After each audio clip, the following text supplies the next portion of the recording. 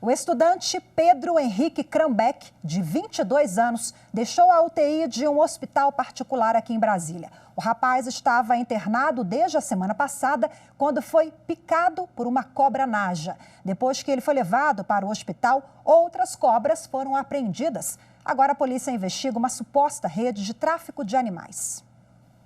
A cobra naja, originária de países asiáticos, não era a única que pertencia ao estudante, segundo a polícia.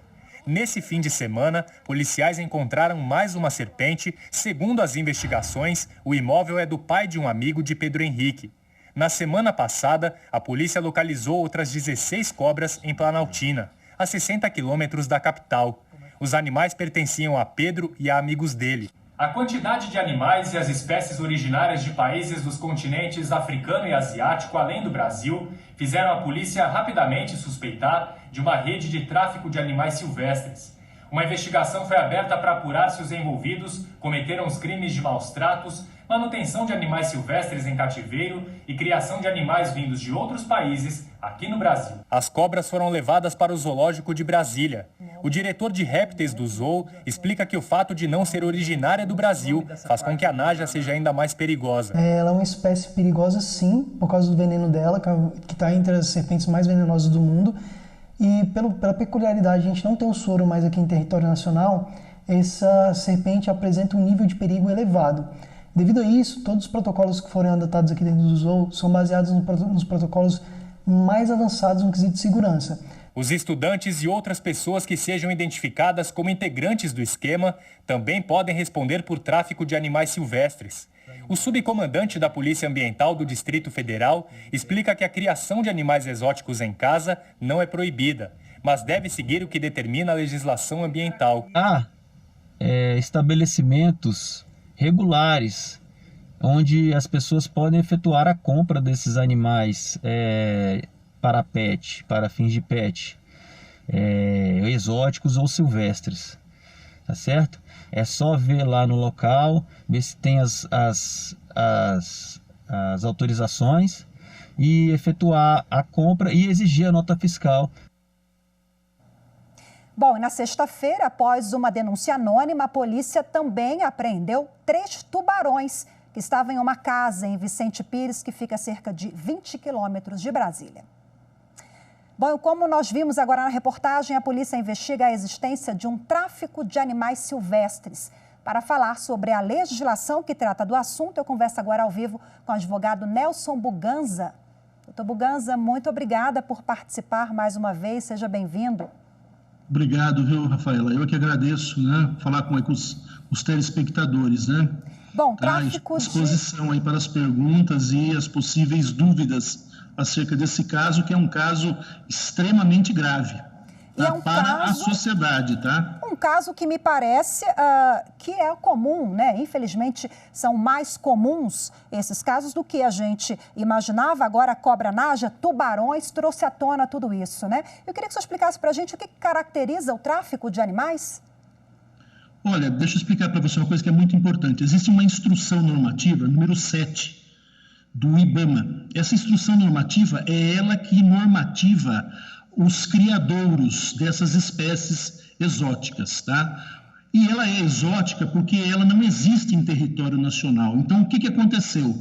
Eles, além do tráfico, eles fizeram essa introdução.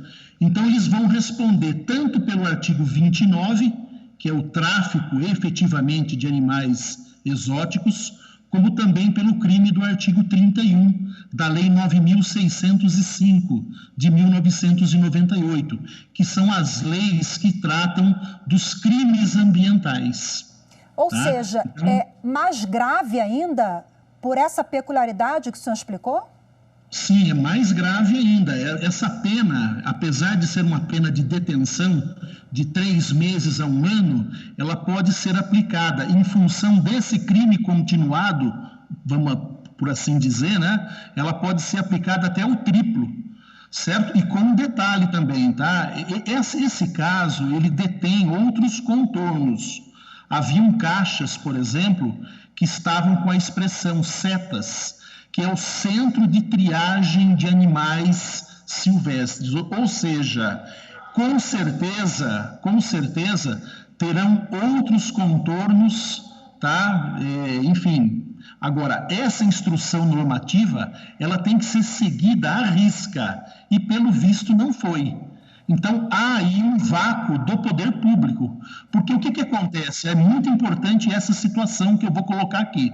Ao você introduzir uma espécie exótica num ecossistema que não é o dele, isso pode desestruturar totalmente o ecossistema brasileiro, certo? Então, denota-se um perigo muito grave nessa, vamos dizer assim, nessa introdução de animais que não existem no nosso país. A cobra naja é um exemplo, né? Bem significativo.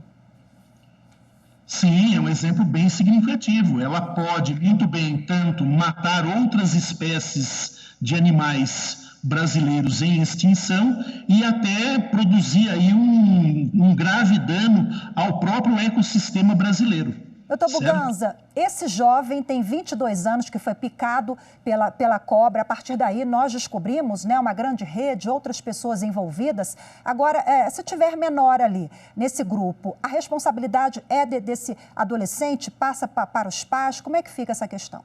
Sim, veja bem, o crime, ele é a última ratio, que a gente chama de a última ratio. Não, os pais, eles serão responsabilizados se eles estiverem guardando esses animais também. Agora, se houverem menores, tanto aqueles maiores responderão pelo crime, né, em função dos menores, né, no caso aí. Agora, o que acontece? Só vai responder aquele que estiver guardando a coisa e